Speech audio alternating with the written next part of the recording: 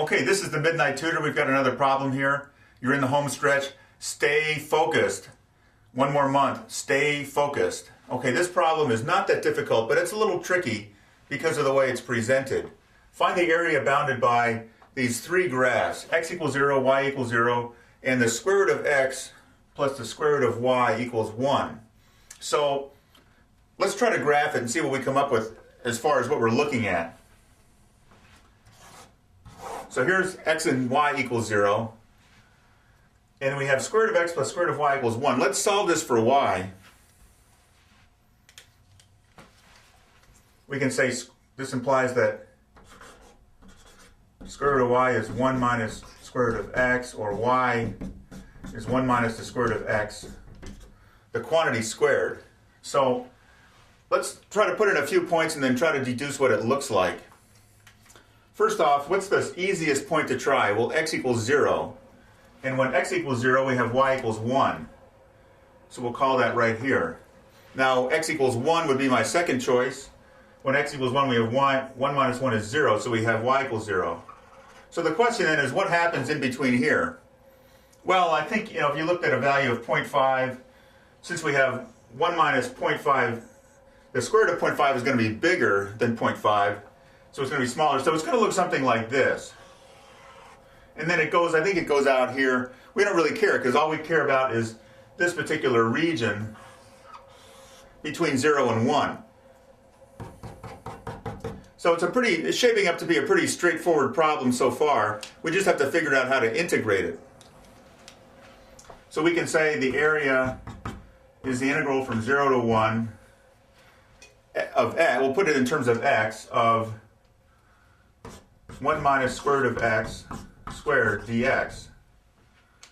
So we don't have a formula for something with this particular pattern, but can we make a substitution that makes our life easier? Well, I think we can. But it's not obvious. What would you substitute here? Because we want to get rid of the square root sign if we can. Well, what if we let u squared equals x, right? Usually we always have a substitution where we have u equals some function of x. Well, here we actually have u squared equal to x.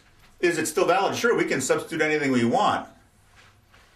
Then the net result here is that we have dx, so we have 2u du is dx.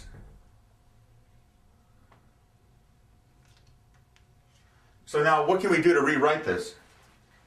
This becomes integral 0 to 1 of square root of u squared is u, 1 minus u squared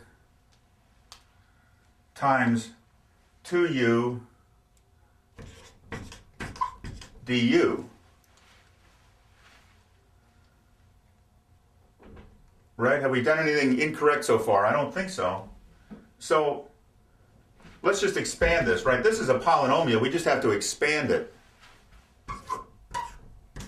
Now the 0 and 1 are in terms of x, but if we look at the transformation we used here, 1 squared is 1 and 0 squared is 0. So these limits are also valid for u. So I'll leave them in place. So we have, doing our expansion, we have 1 minus 2u plus u squared times 2u du. And then this is easy enough to multiply through. I don't even know why I'm doing this problem. Integral of, so we have 2 times the integral from 0 to 1 of u minus 2u squared plus u cubed. So that then is going to be 2 times u squared over 2 minus 2/3 u cubed plus u to the 4th over 4, evaluated from 0 to 1. At 0, all these things are 0. We only have to worry about 1. So we have 1/2 minus 2/3 plus 1/4. And let's see if I can fit it on this board here. The common denominator here is 12, right? So this is the same as saying 6 12s minus 8 12s plus 3 12s. So 6 plus 3 is 9 minus 8 is 1 1/12, which then is 1/6,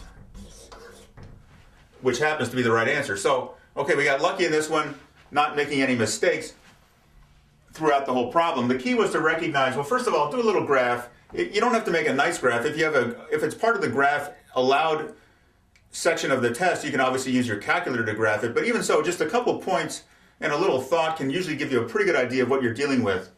And then we had to look at a crafty way to get rid of the square root of x. So a u squared substitution works. Remember, in a definite integral, when you make a substitution, you have to adjust the limits of integration to correspond to what you're substituting for. So if you started with x's, once I turn this into a u problem, these limits have to be in terms of u. Okay, keep on trucking. Good luck. Send your problems to solve@midnighttutor.com.